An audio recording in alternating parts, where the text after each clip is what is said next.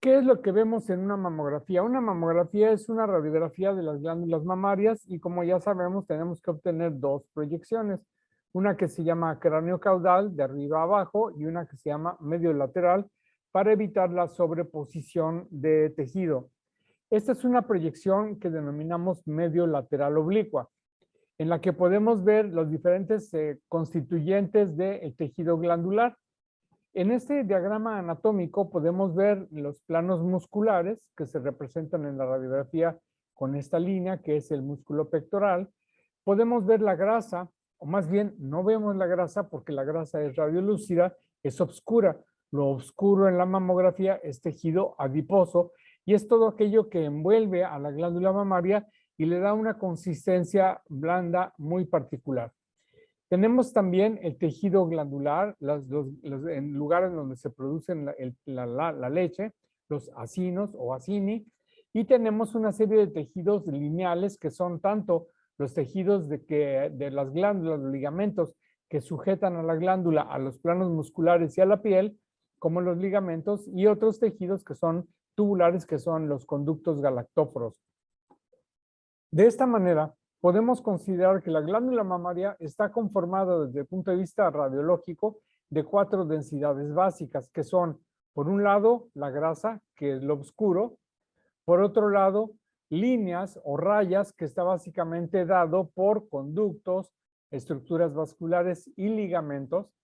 Tenemos lo blanco del tejido, que es el estroma o el tejido fibroconectivo, y ya hablábamos entonces, por otro lado, los acinos, que son como estas nubecitas, como estas pequeñas partículas densas, pequeñas finitas, que yo les denomino nubecitas o nódulos, que son el equivalente al lugar en donde se produce la leche. Les pido que me disculpen esta comparación que voy a hacer, pero yo la acostumbro para tratar de explicarles a las pacientes en qué consiste el tejido fibroso, porque las pacientes llegan diciendo que padecen fibrosis. Ellas sienten que tienen una enfermedad que se llama fibrosis y pienso que hay que explicarles que realmente no es tanto una patología, no es una enfermedad, sino que es parte del tejido normal que tiene una glándula. Y les trato de explicar yo a manera de una comparación con una naranja o una toronja. Perdónenme la comparación, por favor, pero creo que puede ser útil. En una naranja podemos ver las áreas en donde están los granitos de jugo, cómo están suspendidos en un tejido blanco que correspondería en la glándula mamaria al tejido fibroso o fibroconectivo. De manera que hay glándulas que tienen más tejido fibroconectivo que otras y va variando con la edad, como ya lo hemos explicado. Por lo tanto, no es necesariamente una patología. Tanto es así que ya hemos considerado a la condición fibroquística, le hemos quitado el nombre de patología o de patología fibroquística para llamarla una condición porque parece ser más bien cambios morfológicos normales y naturales en la glándula mamaria. Y creo que es importante hacerle ver a las pacientes que esto no es una enfermedad. Lo que sí es un hecho es que se acompaña de algunas áreas de proliferación de tejido fibroso, de algunas áreas de formación de quistes, que es lo que conocemos como la condición fibroquística, que ocasiona bolas, que ocasiona molestias y pueden simular patología y pueden ocultar la patología. De esta manera, entonces, es que tenemos estos diferentes patrones de tejido glandular de los que les he hablado, en los que la proporción entre el tejido fibroconectivo y el tejido adiposo es la que nos lleva a estas 4 gradaciones o graduaciones, considerando que en la mama tipo C y tipo D son las que representan una limitante para la mastografía. Entonces, en rayos X tenemos una norma que dice que una sola vista es insuficiente para obtener información en 3 dimensiones de una estructura determinada. Es por eso que se requieren, como en todo estudio radiológico, de 2 proyecciones. Pero en la mama no hacemos 2 proyecciones, la proyección cráneo-caudal y lateral, sino que hacemos la cráneo-caudal como esta y una proyección que se llama medio lateral oblicua. De esta manera, cuando hay sobreposición de 2 patologías, podemos desdoblarlas un poco con este proceso de proyecciones oblicuas para obtener información separada de las diferentes patologías. Es así como apareció o renació más bien un procedimiento que ya se había inventado hace muchos años, pero había quedado fuera de la jugada que se llama tomografía. Tomo quiere decir corte y grafos descripción. De manera que la tomografía lineal que se utilizaba en el cuerpo era para evitar sobreposición de imágenes y tener mejor resolución en diferentes planos. De manera que esto se aplicó a la glándula mamaria ahora que tenemos el equipo digital y se hizo la tomosíntesis. Entonces, ¿qué es la tomosíntesis? Es un método de adquisición de imágenes con el tubo en movimiento que va obteniendo imágenes que pueden ser continuas o pueden ser separadas en diferentes etapas de este movimiento que se pueden separar y reconstruir con diferentes filtros, con diferentes espesores y hacer de estos diferentes rebanadas, digamos, de la glándula mamaria, obteniéndose una imagen volumétrica que podríamos llamar como de tercera dimensión, que disminuye los efectos de sobreposición de los tejidos. Este procedimiento está aprobado en Europa desde el 2008 y está aprobado en Estados Unidos desde el 2011. Entonces, es un estudio que ya ha demostrado su utilidad, como pretendo demostrárselos en la siguiente presentación o en las siguientes diapositivas. Les hablaba entonces cómo la tomografía lineal es un procedimiento que aparece desde 1921. Se utilizó mucho en tórax, se utilizó mucho en radiografías simples de abdomen y consistía en este desplazamiento del tubo junto con el desplazamiento de la placa con un punto focal que era el área de interés. De esa manera, lo que es anterior al nivel de corte y posterior al nivel de corte se hacía borroso, siendo más nítido el punto del área de interés. De esta manera, moviendo al paciente hacia arriba o hacia abajo, teníamos un punto focal que era donde obteníamos más información. Y vean esta tomografía lineal de tórax. Desde luego, en tórax, la diferencia de contrastes que nos da el aire y las estructuras vasculares y la patología de parénquima pulmonar, pues nos permite obtener buena información, pero lo que es el mediastino, donde tenemos sobreposición de densidades, es un poco más difícil obtener información. Entonces, fíjense cómo aquí, conforme se va desplazando hacia arriba o hacia abajo el nivel de corte, podemos obtener mejor resolución en un momento de las clavículas, en otro momento de la tráquea, en otros momentos de la pared torácica posterior y podemos evaluar mejor ciertas estructuras. Esto era la tomografía lineal que pasó a la historia cuando se inventó la tomografía computarizada.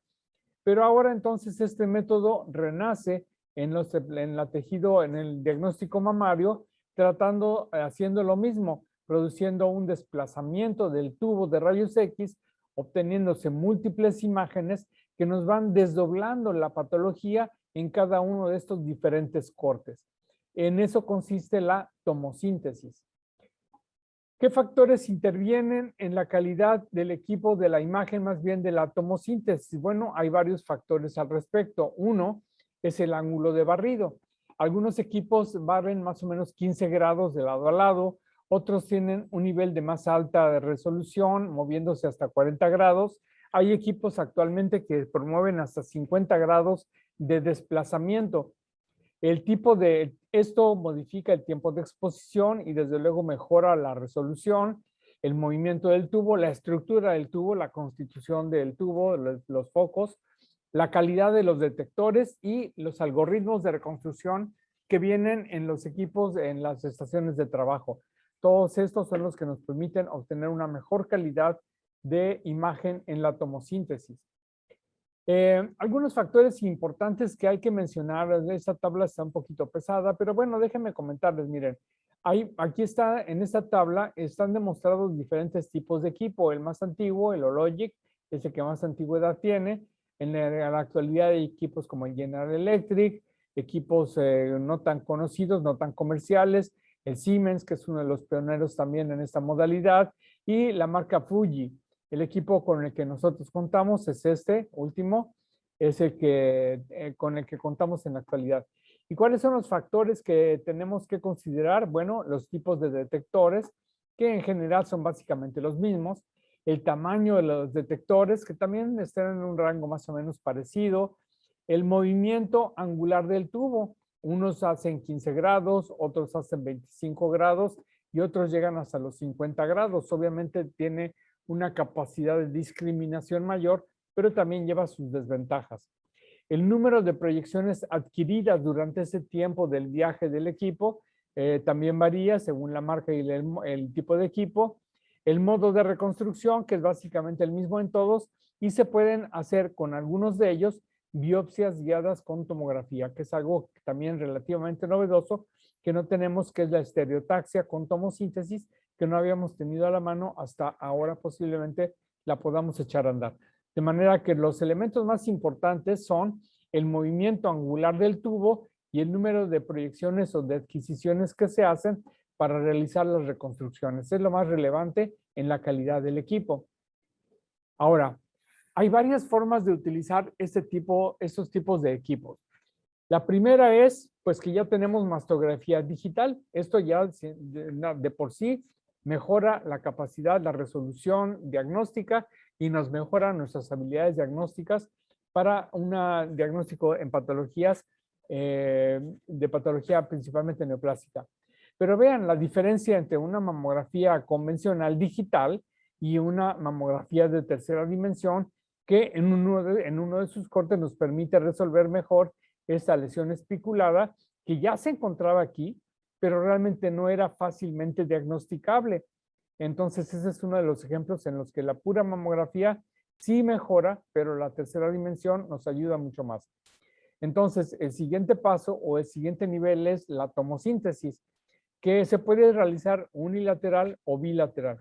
Obviamente, lo recomendable es hacerla de los dos lados, a menos de que la paciente ya llegue con una mamografía previa en donde solo se sospecha que la patología es de un solo lado, podríamos realizarla únicamente unilateral.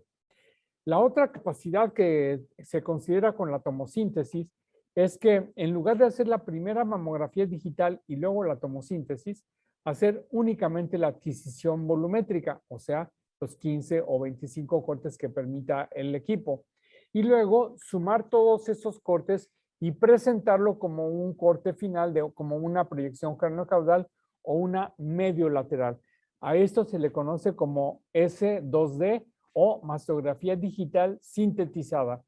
Tiene algunas ventajas sobre el otro procedimiento que sería el combo, que podríamos denominar la mastografía digital más la tomosíntesis. Déjenme explicarles un poco ventajas y desventajas de este procedimiento.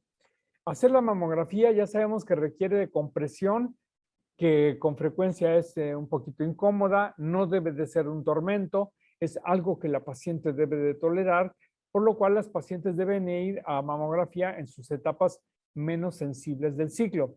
Bueno, pero a pesar de todo, es incómodo. Si va a mastografía y luego se le hace tomosíntesis, son dos tiempos diferentes con dos momentos de compresión diferentes, lo cual puede ser molesto para la paciente. Si utilizamos el método que le denominamos combo, que es únicamente con un solo disparo, es una sola compresión, se obtiene la mastografía digital y a la vez la tomosíntesis. Eso tiene una cierta ventaja de comodidad para la paciente. Por otro lado, la sintetizada es también una sola compresión, obtención de imágenes y la presentación de la mastografía digital por la sumación de las imágenes.